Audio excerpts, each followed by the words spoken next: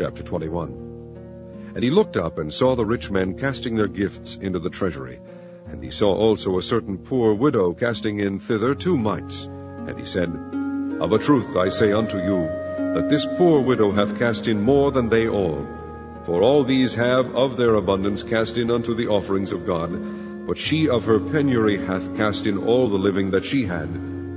And as some spake of the temple, how it was adorned with goodly stones and gifts, he said, As for these things which ye behold, the days will come, in the which there shall not be left one stone upon another that shall not be thrown down. And they asked him, saying, Master, but when shall these things be? And what sign will there be when these things shall come to pass?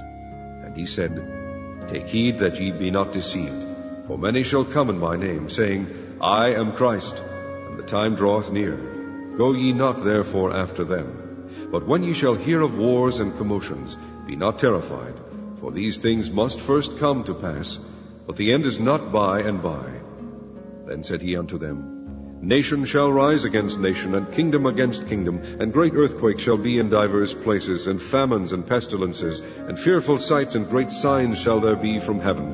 But before all these they shall lay their hands on you, and persecute you, delivering you up to the synagogues and into prisons, being brought before kings and rulers for my name's sake.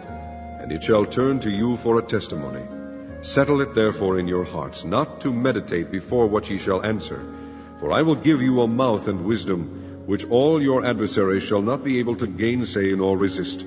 And ye shall be betrayed both by parents and brethren, and kinsfolk and friends, and some of you shall they cause to be put to death. And ye shall be hated of all men for my name's sake. But there shall not an hair of your head perish. In your patience possess ye your souls.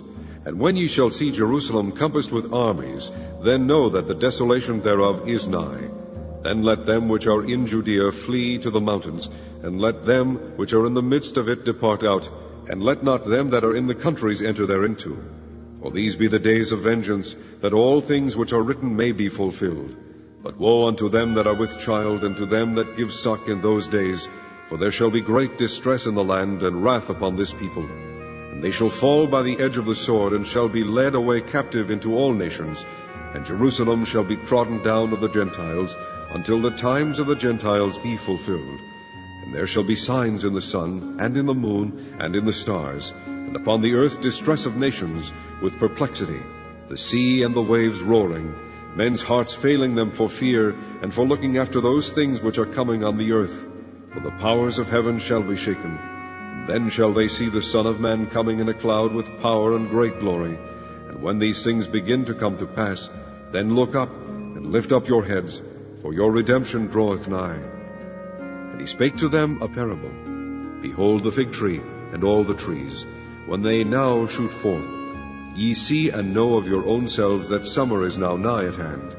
So likewise ye, when ye see these things come to pass, know ye that the kingdom of God is nigh at hand. Verily I say unto you, this generation shall not pass away till all be fulfilled. Heaven and earth shall pass away, but my words shall not pass away. And take heed to yourselves, lest at any time your hearts be overcharged with surfeiting, and drunkenness, and cares of this life, and so that day come upon you unawares. For as a snare shall it come on all them that dwell on the face of the whole earth. Watch ye therefore, and pray always, that ye may be accounted worthy to escape all these things that shall come to pass, and to stand before the Son of Man. And in the daytime he was teaching in the temple, and at night he went out and abode in the mount that is called the Mount of Olives. And all the people came early in the morning to him in the temple, for to hear him.